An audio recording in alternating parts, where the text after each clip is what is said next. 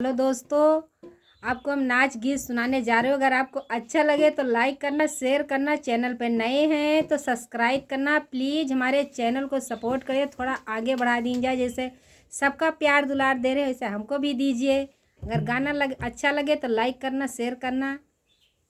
दोबारा आई गया राजा तोरे घरे, दोबारा आई गया